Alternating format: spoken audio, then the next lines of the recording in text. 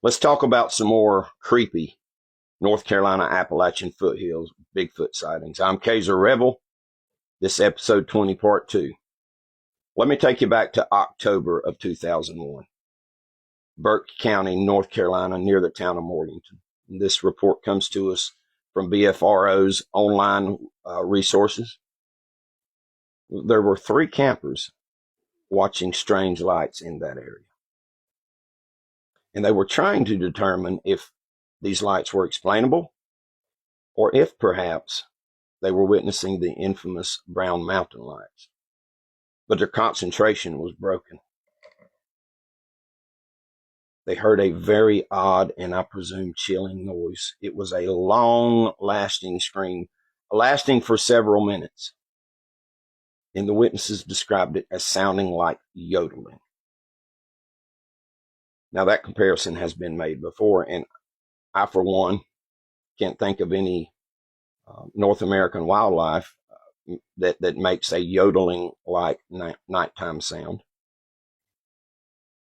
And I want to point out, before we move on, that this area they were in was, in fact, as I alluded to earlier, known for strange lights. A trait that is consistent in the Appalachian Mountains and certainly in the South Mountains mountain range and the periphery in and around the South Mountains. There is definitely some kind of relationship between strange lights and Bigfoot or cryptid reports. Witnesses' testimonies across the board bear that out. Let's jump ahead to the summer of 2006 here in Cleveland County, my home county, near the town of Kings Mountain, North Carolina. About 8:30 in the evening, and this comes to us from BFRO and their online resources. A woman was standing at her kitchen window about 8:30 at night, washing her hands, and her husband testifies that all of a sudden he heard her yell, "What the hell was that?" She saw a creature. She saw the head and shoulders of that creature go by the window.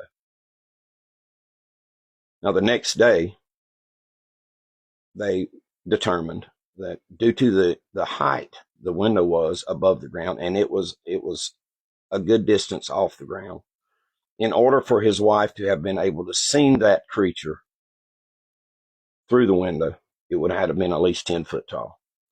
Now, the husband also found a 20 to 30 foot green or living sapling that had been snapped over at about 3 foot high.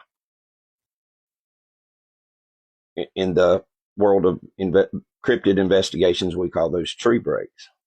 It takes a tremendous amount of force to be able to snap a living tree of that size. One more interesting note. This couple has a creek on their property that feeds the Broad River. My mind immediately went back to the legend of Boggy Creek, the great movie of the 1970s, the granddaddy of all the Bigfoot films. If you haven't seen it, you need to. You're missing out. But in that movie, there was the famous quote that he always travels the creeks. Now, I can tell you in interviews with some of the old timers around here and with my experiences, the same is true here, and eyewitness testimonies across the board tells us that they do indeed always travel the creeks. So if you got a creek on your property and you're in a wooded area, you might want to pay attention.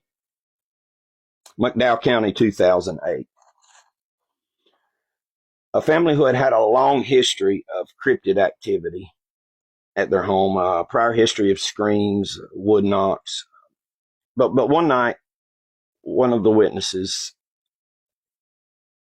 got the sensation of being watched. Now, I think most of us can relate to that. I certainly can, not only in the woods or at night outside, but in my own home, getting that sensation of being watched. It's some kind of a sixth sense that us humans have. He stepped outside and he heard a series of tree knocks. So he picked up a piece of wood and made his own tree knock and was immediately answered by yet another tree knock. Now, a tree knock, for those of you who don't know, is just It's you take a wooden stick, and hit a tree, or take two wooden objects and hit them together, and you've got a wood knock. Then there was a rock throwing incident here on this property. Witness heard rocks hitting the metal roof of his house.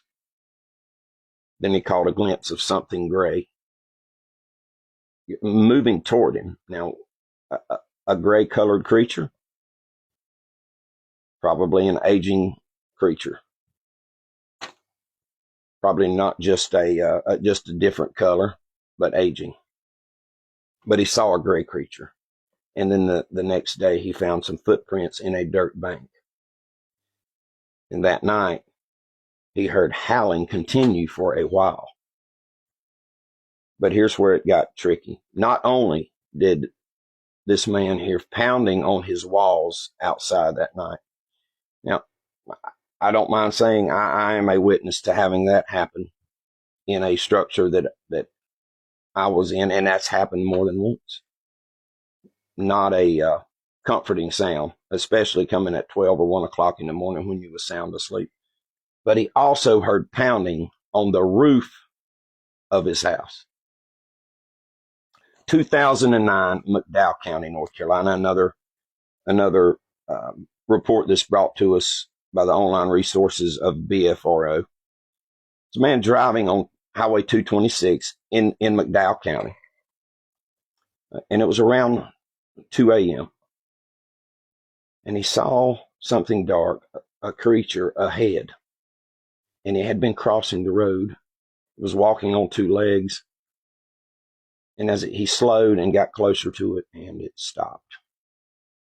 He described the creature as walking slumped over at an angle, having its arms and hands hanging down to about the knee level, and that it had reddish brown dark fur, and it was very stout and thick in both its upper body and its legs, 6 to 7 feet tall. But here's where it gets interesting. When the creature looked toward the headlights of the car, its eyes shone yellow. Normally, with a Bigfoot sighting at night, and you have eye shine, it's green or it's red. But in this case, it was a yellow shade. That's very interesting. Any of you that have insight on that, drop it in the comments or send me a message. The other interesting thing about this is that this creature stopped and didn't run, and then calmly walked across the road and into a field and disappeared. Now, the witness is not just an ordinary witness. He was a park ranger, a retired park ranger. And so he knows the woods, both daytime woods and nighttime woods. And he got the feeling, he got the instinct that the creature had laid down in that field to get out of the line of sight and hide. So for you, all you folks that watched the live a couple Sunday nights ago, I promised you that in each of these episodes of our chronological listing of Bigfoot sightings in this area, that I would give you something new, a bonus, if you will. August 2022, a family of four was camping in the South Mountains on a piece of privately held land. And after dark, they were roasting hot dogs over the fire. They began to hear a series of very strange noises. And the father told me that he just knew absolutely that these noises were not being made by native wildlife. First, there was a series of sounds from multiple sources in the same direction of what was described as shouted chatter. Then off to the west, they started hearing clear tree knocks. Then from the direction of the shouted chatter, they heard more tree knocks. The family bedded down in their tents, mom and dad in their tent, and the 8-year-old son and 12-year-old daughter in the adjacent tent. In the wee hours of the morning, mom and dad were awakened by the kids, who were very upset. That's where we'll pick up in episode 3. I appreciate you guys.